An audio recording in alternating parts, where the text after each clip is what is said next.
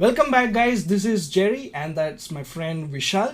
हम वापस आए हैं शौचालय में। हम अपने सोच और ओपिनियंस रखेंगे आपके सामने। आपका भी कुछ हो ओपिनियंस शेयर कीजिए अपने कमेंट्स में। एंड ऑल्सो गाइस, जितना हो सके पानी पीजिए, क्योंकि वो लाइफ का एक एसेंशियल पार्ट है। जितना ज़्यादा हो सके।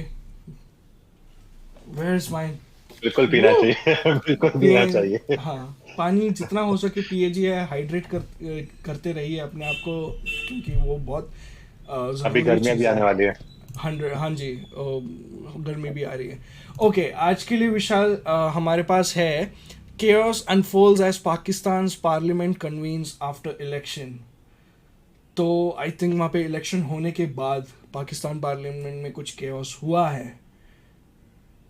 यार पता नहीं गवर्नमेंट आई है नहीं आई है, क्या तब हुआ है। मतलब मैं काफी टाइम से मैंने इलेक्शन के बाद कुछ दिनों तो फॉलो किया था, बट वहां से कुछ भी न्यूज आई नहीं, तो मैंने थोड़ा फॉलो करना छोड़ दिया।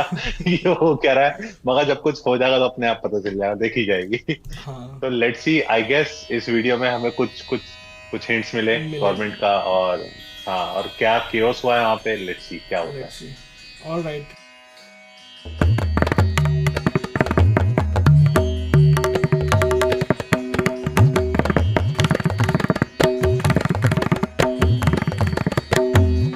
Here we go, start.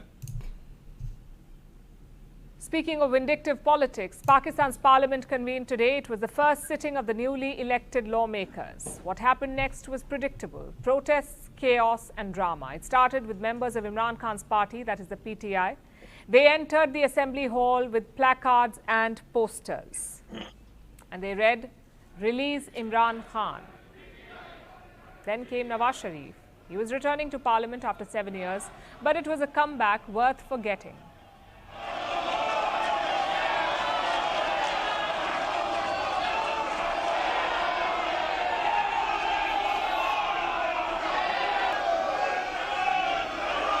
Order in the house, please.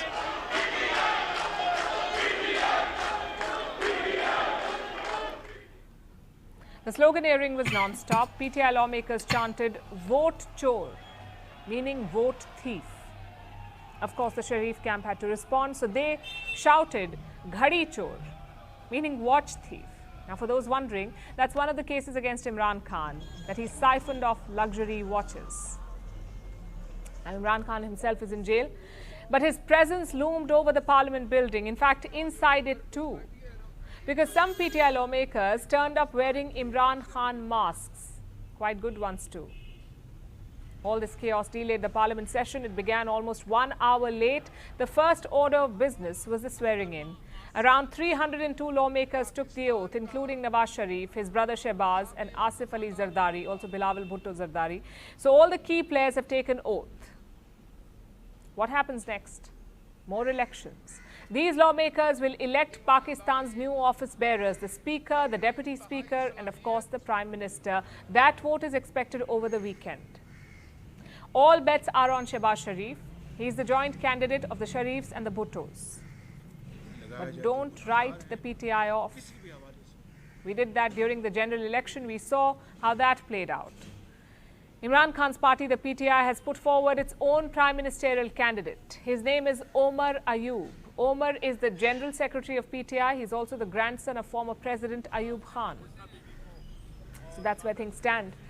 But getting here was not easy. In Pakistan, the president has to call the parliament to session. But President Arif Alvi refused to do that. He's a close aide of Imran Khan. So President Alvi said he won't call the parliament session.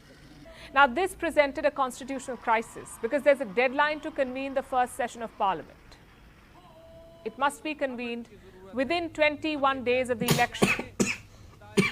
In this case, before February 29, that is today. So guess what the caretaker government did? They got the parliament secretariat to call the session. It was only this morning that President Alvi relented. Sums up Pakistan's problem. Their political process has been completely stalled. Forget policies. No one can agree on who won the election. How will Pakistan navigate its financial crisis like this?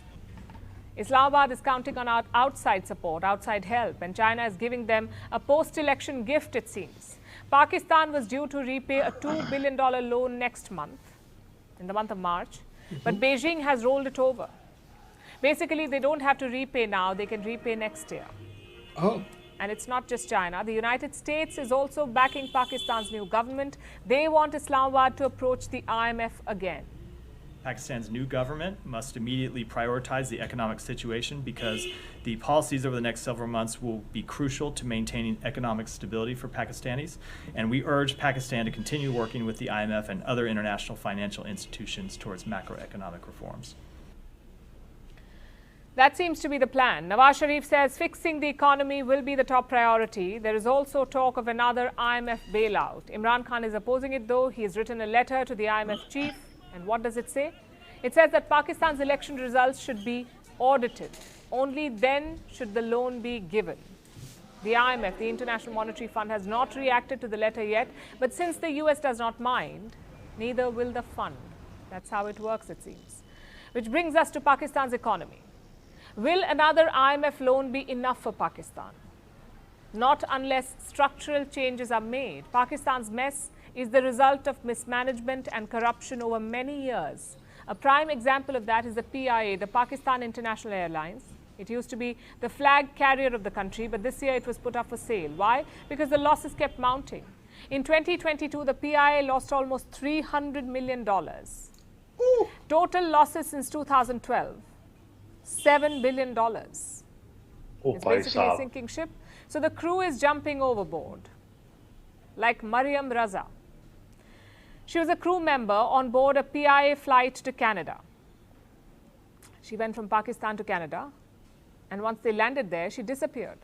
She did not board the flight back home. Instead, she left a note. It said, "Thank you, PIA." And this is not a one-off case. Mariam is not alone. A number of Pakistani flight attendants have disappeared in Canada. Most of them land there, stay back, and seek asylum.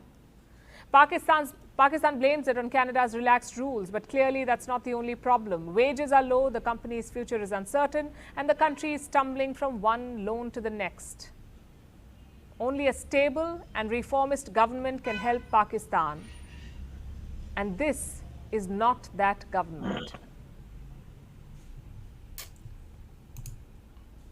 Again वही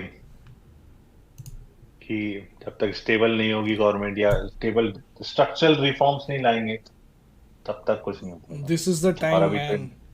अभी नहीं तो कभी नहीं. They have to understand अभी कि what is happening with them. उनको अपने दिमाग में थोड़ा समझ लाना पड़ेगा. अंडरस्टैंड करने के लिए एक माहौल बनता है ना. एक वो खुद ही लाना पड़ेगा, अदरवाइज तो बहुत मुश्किल है. तभी मेरे को अभी होप नहीं है. आई डोंट नो कि आगे क्या होगा. एट अ करंट सिचुएशन मेरे को होप नहीं है कि ये कुछ अभी करेंगे. वो बोलते हैं ना, they have to save themselves, तभी वो सेव होंगे. बट मैंने एक चीज और कही थी हमारी कुछ वीडियो पे, एक लास्ट वीडियो में, कि पैसा इनके पास आ जाएगा. पैसा इनके पास कोई ना कोई मांगे तांगे का पैसा आ ही जाता है. और वो उनका चुकाने वाला भी एक साल एक्सटेंड करके मिल गया उनको. इस साल मत दो, अगले साल दो. अगले साल तो कोई बात नहीं. और अमेरिका कह रहा है भाई तो IMF जा पैसे लेके आ. तो लेकिन उसको सही चीजों में इस्तेमाल कर, यूटिलाइज कर पा रहे हैं. Let's hope best for Pakistan and give them, best wishes, thumbs up. Good luck, man. Let's see. Do best. Let's see. पानी पियो, आराम से बैठ के पानी पी के सोचो what's happening and वहीं से स्टार्ट करो, वहीं से शुरुआत करो. सोचो अपने आलय में जाके सोचो. Yes, that's the point. Okay, आज के लिए इतना ही. Okay. Until next video, salam. Bye-bye. Bye.